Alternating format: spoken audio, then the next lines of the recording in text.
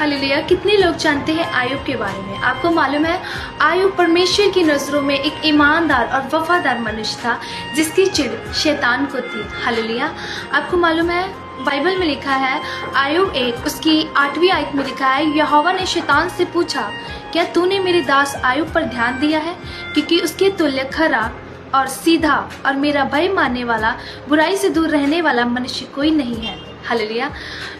शैतान ने यहोवा को उत्तर दिया, क्या आयुब परमेश्वर का भय बिना लाभ के मानता है? हालेलुया। शैतान परमेश्वर को भरमा रहा है कि कहीं ऐसा तो नहीं कि तूने उसको इतनी ब्लेसिंग दिया है, तूने उसको इतना कुछ दिया है, शायद वो इसलिए तेरा कहना मानता हो क्योंकि उसको तुझसे लाभ हो। हालेलुया। और शैतान परमेश्वर से कह रहा है, क्या तूने उसकी और उसके घर की और जो कुछ उसका है उसके चारों ओर बाड़ा नहीं बांधा? तूने तो उसके काम पर आशीष दी है और उसकी संपत्ति देश भर में फैल गई है, परंतु अब अपना हाथ बढ़ा, जो कुछ उसका है उसे छीन, तब वह तेरे मुंह पर तेरी निंदा करेगा। हालेलुया। मतलब शैतान कितना शातिर है कि वो परमेश्वर से कह रहा है कि आयुब के पास जो कुछ है तो उससे छीन ले, तो शायद वो आयुब तेरी मुंह पर निंदा करे। हालेलुया। लेकिन परमेश्वर को पता था कि इस पृथ्वी पर आयुब के जैसा ईमानदार और वफादार मनुष्य कोई नहीं है। हालेलुया।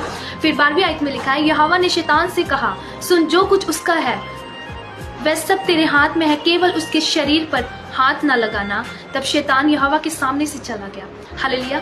मेरे प्रियो, आज हो सकता है हम परमेश्वर के लिए ईमानदार हों, वफादार हों, हम भी आयुब की तरह हों, हमारा विश्वास भी आयुब की तरह हो। आज हो सकता हो आपको भी शैतान भरमाए, आपके जीवन में भी दुख आए, आपके जीवन में भी कलेश आए, लेकिन आप स्थिर रहें।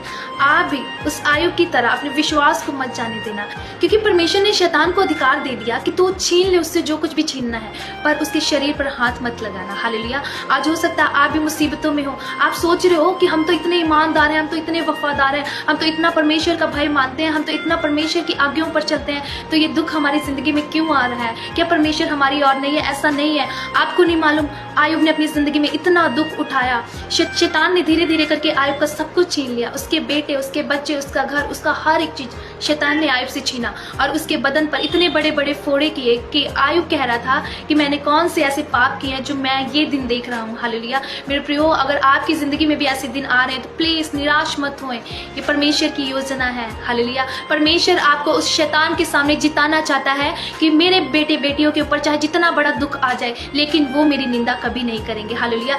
आयुब ने लास्ट तक, आखिरी तक आयुब ने परमेश्वर की निंदा नहीं की। लोगों ने आयुब से बोलना छोड़ दिया, लोग उसको तुच्छ जानते थे, लोग कहते थे कहाँ गया तेरा परमेश्वर, लोग उसको ताने मारते थे, लेकिन आयुब लास्ट तक कहता रहा कि मेरा परमेश्वर मेरे साथ है। हालेलुया। क्योंकि सच में आयुब का विश्वास बहुत बड़ा था। आज आपकी बारी है, आपको भी आयुब की तरह बनना है। अगर आपकी जिंदगी में दुख आ रहे हैं तो निराश मत होए, कहीं ना कहीं ये परमेश्वर की प्लानिंग है। और याद रखें, शैतान हमें सिर्फ दुख दे सकता है, लेकिन वो हमारे शरीर को छू नहीं सकता। हालेलुया। क्योंकि ये हमारा शरीर हमारा नहीं, उस जीवित परमेश्वर का है। इसलिए परमेश्वर ने शैतान को कोई अधिकार नहीं दिया है कि वो हमारी हानि करे। हालेलुया।